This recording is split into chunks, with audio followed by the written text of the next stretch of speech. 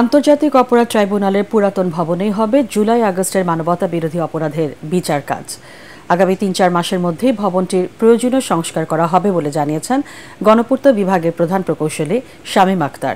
এদিকে ছাত্র জনতার আন্দোলনে মানবতা বিরোধী অপরাধের অভিযোগে আন্তর্জাতিক অপরাধ ট্রাইব্যুনালে আরও ৩টি অভিযোগ দায়ের করা হয়েছে।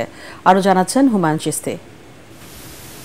৭১ মহান মুক্তিযুদ্ধের সময় সংঘটিত মানবতাবিরোধী অপরাধের বিচারে ২০১০ সালে তৈরি হয় আন্তর্জাতিক অপরাধ ট্রাইব্যুনাল। পুরাতন হাইকোর্ট ভবনে শুরু হয় বিচার কাজ। গত ১৩ বছরে যুদ্ধ অপরাধের অর্ধশতাধিক মামলা নিষ্পত্তি হয়েছে। ফাঁসি কার্যকর হয়েছে ৬ শীর্ষ যুদ্ধ অপরাধীর। তবে ভবনটি জরাজীর্ণ হয়ে পড়ায় ২০২১ সালে তা পরিত্যক্ত ঘোষণা করা হয়। পাশের টিন শেডে এজলাস কক্ষ তৈরি করে সেখানে চলে বিচার কাজ। বৃহস্পতিবার ট্রাইব্যুনালের পুরাতন ভবন পরিদর্শন করে গণপূর্ত বিভাগের প্রধান প্রকৌশলী জানান, সংস্কারের মাধ্যমে ভবনটি ব্যবহার উপযোগী করা সম্ভব।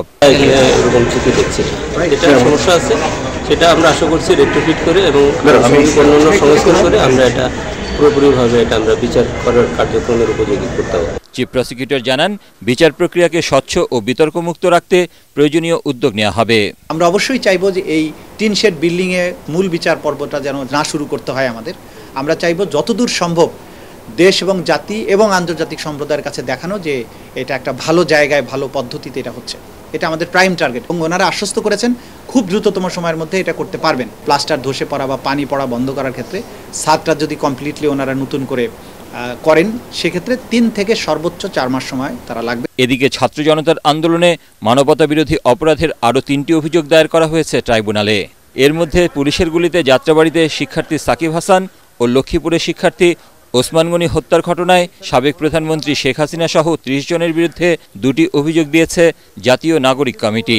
মিরপুরে নিহত শিক্ষার্থী আহনাফের মা মানবতা বিরোধী অপরাধের আরেকটি অভিযোগ দায়ের করেন। আমার ছেলে ছাত্র মিছিলে গেছে, আমার ছেলের কি এটা অপরাধ? এই অপরাধে আমার ছেলে গুলি খেতে পারে। আমি আমার ছেলে হত্যার বিচার চাই। এটার একটা সুষ্ঠু বিচার হোক, আমি আহনাফের মা হিসাবে এতটুকুই চাচ্ছি। ছাত্র জনতার আন্দোলনে আহত এবং নিহতের পরিবারকে সব রকম আইনি সহায়তা দেওয়া হবে বলে জানিয়েছে জাতীয় নাগরিক কমিটি। আইনি প্রক্রিয়ায় সহায়তা সহযোগিতা অব্যাহত রাখব। হুমায়ুন চিস্তি, এটিএন বাংলা, ঢাকা।